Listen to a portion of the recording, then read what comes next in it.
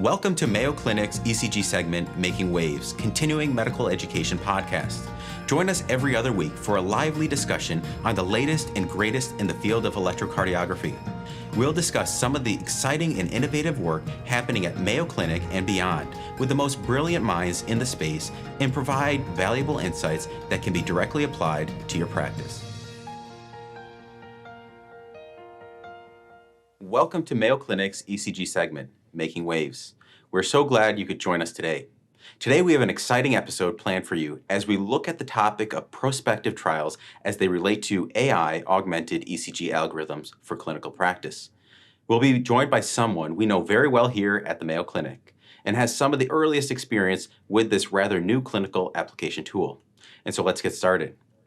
Now, over recent years, numerous AI-augmented ECG algorithms have made their way to the medical literature, and some even earning FDA approval. Here at Mayo Clinic, we have seen nearly a dozen of various models using the ECG to assess ejection fraction, atrial fibrillation, aortic stenosis, and comprehensive ECG interpretation, just to name a few. The clinical potential we envision for our patients with these models is exciting. But do they hold up in clinical practice? And where and how do we appropriately apply them? Today, we will discuss how to go about evaluating these AI-augmented ECG algorithms for clinical practice, current experience in this new arena, including areas of caution, how to best accomplish this, and examples of prospective studies. We will cover all of this with not only someone that has thought through these questions, but has also experienced and successfully navigated them firsthand. Without further delay, please let me introduce you to today's guest, Dr. Peter Noseworthy. Dr. Noseworthy is a professor of medicine and a cardiac electrophysiologist. He serves as the director of Mayo Clinic's Heart Rhythm and Physiologic Monitoring Laboratory, where he leads a multidisciplinary team working to develop novel ECG software-based analysis tools. Dr. Noseworthy, thank you for joining us today. I'm so excited to discuss what we have in store. Great. Thanks so much for having me. It's a pleasure to be with you.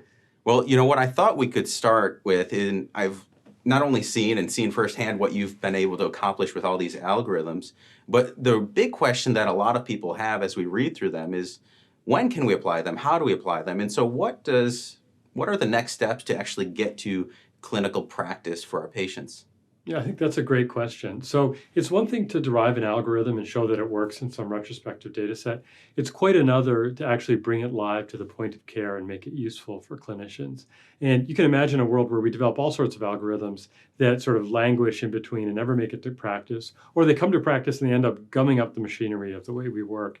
And that's not the intended purpose here. The purpose is to try to improve the care for our patients and also to streamline medical care. So at Mayo Clinic, we've actually been very aggressive in terms of trying to roll these things out to the practice. And we've actually created, not myself, but the greater we as our team, to make essentially a dashboard that allows clinicians to look at the results in real time and also look at them in the context of all the other ECGs that they've had run. So it's embedded in our electronic health record. If they open up a patient record, they can click on something called AI dashboard, and it'll in real time run all of our models. And right now there's 8 or 10 models on the dashboard, and then it will display them graphically as well as in a tabular form, all the results. And a clinician can look at that and interpret it as a whole. And a lot of clinicians have adopted this enthusiastically, and it's been, I think, an area of great practice improvement and innovation at Mayo Clinic. It's something that I'm very proud to be a part of. Yeah, and so you're saying that through a patient, say coming in, or even in your clinic that you run an ECG before they come to see you in the office, you can see all these predictions from the algorithms immediately? Yeah, that's exactly right. So it'll actually run on any ECG that had ever been ordered. So if I see a patient who's been at Mayo Clinic for years, I may see a couple dozen ECGs going back 30 years, back to about 1990. And you can see how these things trend over time and sort of get a clinical gestalt about what the AI is thinking about what's happening at the level of the ECG. And so almost potentially using it for clinical application and practice, right? What you're thinking. What's the use? Have people been using it and adopting to it? Now, I mean, of course, we have to be very careful because we make these available as tools, sort of almost like we're all beta testers to get a sense of how AI can be applied at the point of care. And we like to elicit feedback from the practice to understand what's working and what's not. Where does it seem to help? Where does it seem to hinder practice? And it's really meant to be an investigational tool right now, but we are making it readily available to all Mayo Clinic doctors. So we've seen some, early adopters who embrace it enthusiastically and have found niche applications within their practice, maybe cryptogenic stroke or AFib risk prediction, or within the hypertrophic cardiomyopathy clinic and things like that. And others look at it more as a curiosity or out of interest. But it probably gets several thousand engagements per month. So it's being used a lot by clinicians at Mayo Clinic already. And is it only here at Mayo, or where is Across this the Mayo available? Clinic Okay. enterprise, so all of our, anybody who has a Mayo Clinic Epic login essentially to our overall database can look at it. Now, we're trying to learn about how this can be worked, how it can be validated, where it works, where it doesn't, where the guardrails might be, and eventually we'd like to make these technologies available more broadly, even outside of Mayo Clinic. But that's our long-term ambition. Yeah, no, and I think the next thing is you have these different users, and some of them, loving it and adopting early, others being loving kind of the investigational component and not sure how to use it, and that's kind of where that clinical application comes in. Right. Well, one way we look at it is we like to develop these models, but then we don't want to keep them for ourselves. So if we get them out into the practice, then anybody who has a research question related to these can validate it in a given population or try it for an adjacent sort of indication to what it was intended for. And that's extremely useful because we see where it works well and where it doesn't. And there have been examples where it's a home run, and there's been examples where it's fallen flat on its face. So we have to be aware of those sorts of So things. let's talk about both of those examples. Maybe start with the ones where they've fallen flat. Yeah. Is there? Well, for instance, atrial fibrillation risk. We have a very good model that performs quite well for identifying concomitant but potentially undiagnosed atrial fibrillation. And we just completed a prospective study evaluating it. And it does look like it works very well. But you would think for a common thing like postoperative atrial fibrillation that model might be a good predictor for that outcome. So we've tested it actually in a couple cohorts for cardiac and non-cardiac surgery, and it really doesn't work very well at all. And that's a good example where something that intuitively may seem to be relatively straightforward application of the AI has not worked well. So we published that experience just to let people know that we don't have any illusions that these things are magic. They're tools like anything else. We have to wield them with discretion and a clear database and clear mind. And so knowing that one maybe didn't perform as maybe hoped for, but how's the best way we evaluate or measure their success? Yeah. Well, like I said at the beginning, it's one thing to derive these on retrospective data sets that can look great, but we really have to hold them to the same level of rigor and accountability to all diagnostic and therapeutic interventions that we introduce into our practice. So I think we really need to evaluate these things in prospective trials and ideally randomized prospective trials. And we're just starting to do some of that with these algorithms at Mayo Clinic. And I've heard of some of the Eagle and the Beagle and some of these studies that you've pioneered in this space. Maybe share a little bit of kind of what that study design looks like, and right, because these are new. We haven't really seen any clinical trials and even prospective assessing this. So could you share a little bit about some of those trials? Let me tell you a little bit about the Eagle trial. Yeah. That's one that's now available in the medical literature, and that your listeners and viewers can review it.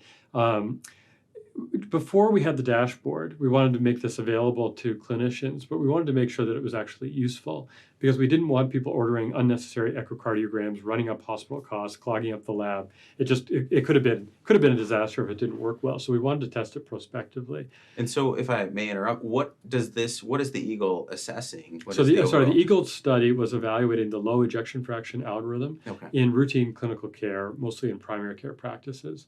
So across the upper Midwest, primary care is delivered in care teams for the most part, and over around 150 clinics in Wisconsin and Minnesota, there are care teams delivering care to groups of patients.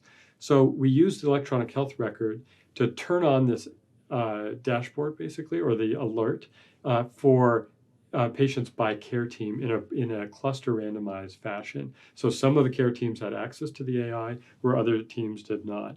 If they had access to the AI and we had flagged a patient who had an ECG done for any reason that looked like it might indicate a low ejection fraction, but we couldn't find anywhere in the chart that they already had known low ejection fraction, we sent an alert to those primary care doctors and said, you may want to look for low EF, especially if there are symptoms or if you have some clinical suspicion. And we left it to their discretion about whether or not they wanted to order an echocardiogram. And what we saw was that there was about a 30% increase in the diagnosis of previously unrecognized low ejection fraction by making that algorithm available in primary care. And that was, of course, statistically significant. It would translate to many patients if you rolled it out over a large practice like Mayo Clinic, and I think could make a material impact in patients' care and ultimately in their lives, we would think.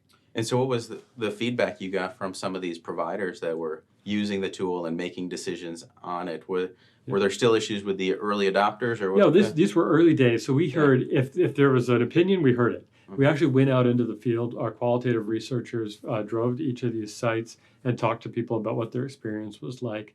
And like you might expect, some people absolutely embraced it. Other people felt like it was somehow disrupting their workflow or coming between them and the patient in a way. You can imagine if you get an AI result that you yourself can't interpret, it's sometimes hard to communicate that to a patient, and it almost takes you out of the equation in some way. So we heard all sort of aspects of that.